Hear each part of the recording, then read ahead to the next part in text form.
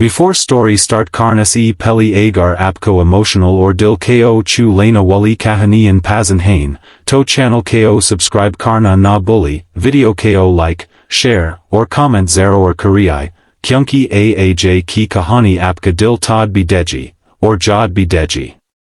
She sat by the riverbank, her hands trembling, her bruises half hidden beneath the worn-out shawl. The cold wind touched her face, but it was nothing compared to the chill inside her chest. Her name was Nyla, and today she had finally run from the house where screams echoed louder than laughter, where a woman's worth was counted in the sons she never bore. Behind her lay a village that had turned its back on her. Ahead, only endless wilderness. Her feet ached, her throat burned, and her heart whispered a prayer she no longer believed in. She had no destination, only a desperate hope to survive one more night. The sky had begun to darken when the distant rumble of hooves broke the silence. She turned, startled, clutching her shawl tighter. A tall man on a chestnut horse was approaching, his wide-brimmed hat shadowing his face. His jacket was worn, boots dusty, but his posture steady, like a man who'd long learned to live alone. He stopped a few feet away, his eyes studying her. "You shouldn't be out here," he said, his voice low, firm, but not unkind. She didn't reply. She didn't trust men anymore. He dismounted slowly, keeping his distance. "You look like you've been through hell," he said. "But I've got a ranch not far from here. It's quiet. Safe." She shook her head weakly. "No one's safe." He looked at her, really looked at her. The swollen lip, the trembling hands, the eyes that had forgotten how to shine. And something inside him stirred, the loneliness he'd buried deep for years. "Then maybe," he said softly, "we can both stop running." He offered his hand. And in a voice barely above a whisper, he said the words that would change both their lives. "You're coming with me." Nyla didn't trust him, but exhaustion left her no choice. She followed the rancher through the winding dirt road as the night swallowed the plains. The moonlight guided them, two broken souls heading toward a place neither knew could heal them. When they reached the ranch, she was surprised.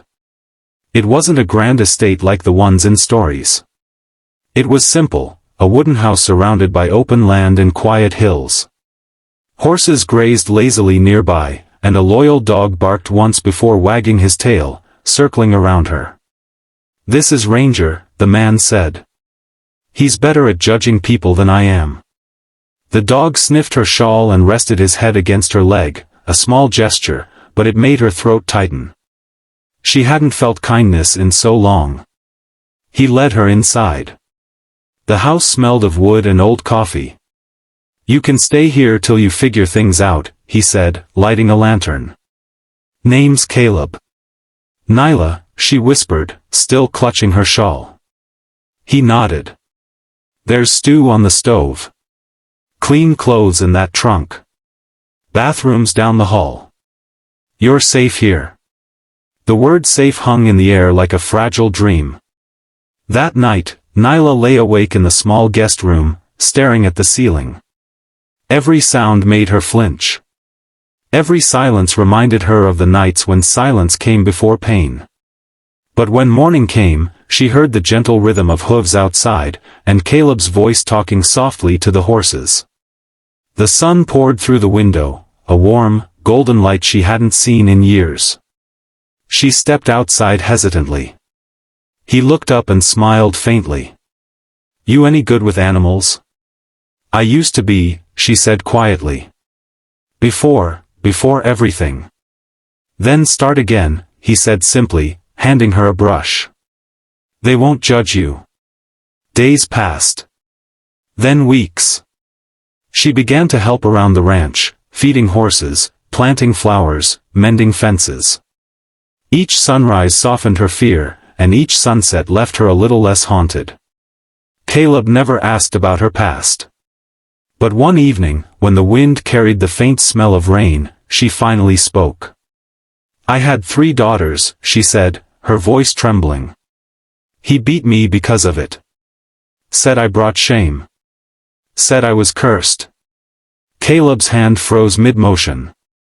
He looked at her, eyes burning with quiet anger, not at her, but for her. Then he's the cursed one, he said. Not you. Those girls deserve a mother who lives, not one who dies inside. For the first time, Nyla wept freely, tears she'd buried for years flowing like rain after a long drought. And when Caleb placed a comforting hand on her shoulder, she didn't pull away. Months turned into a rhythm. Life on the ranch was simple but full. Nyla's laughter began to echo through the fields, blending with the sounds of nature. The land that once felt like exile now felt like healing. But peace never comes without a test. One afternoon, a truck stopped at the gate. Dust rose as a man stepped out, broad-shouldered, dark-eyed, and full of arrogance. It was him. Her husband. Caleb stepped forward calmly, but the air grew heavy. I've come for my wife, the man snarled. She belongs to me. Nyla froze. The fear she thought she'd buried came rushing back. Caleb's eyes hardened. She doesn't belong to anyone, he said, his voice steady as a mountain. She's my wife. No, Caleb said firmly. She's her own person. You lost the right to call her yours the day you raised your hand against her. The man lunged, but before he could touch her, Ranger barked furiously, and Caleb stood his ground. The rancher didn't fight with fists, his voice carried the weight of truth. Walk away, Caleb said. Because if you don't, I swear the next breath you take will be far from here. The man hesitated, his pride shaking under the rancher's steel gaze. Then, muttering curses, he turned and drove away.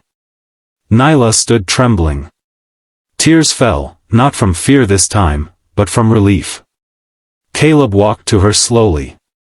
He won't come back, he said softly. She looked at him, the man who'd asked for nothing, expected nothing, yet gave her everything, respect, safety, peace. Why did you help me? She asked. He smiled faintly. Because once, I lost someone I couldn't save. I promised myself if I ever got another chance, I wouldn't let it slip away. Silence lingered between them, warm, sacred. And then, without words, she knew she'd found not just shelter, but home. That night, as the stars blanketed the sky, Nyla sat on the porch with Ranger asleep by her feet. She whispered to the wind, maybe bearing daughters wasn't my curse. Maybe it was my purpose, to teach them what real strength looks like. Inside the house, Caleb strummed an old guitar, his quiet melody filling the night. For the first time in years, Nyla smiled, a real, fearless smile.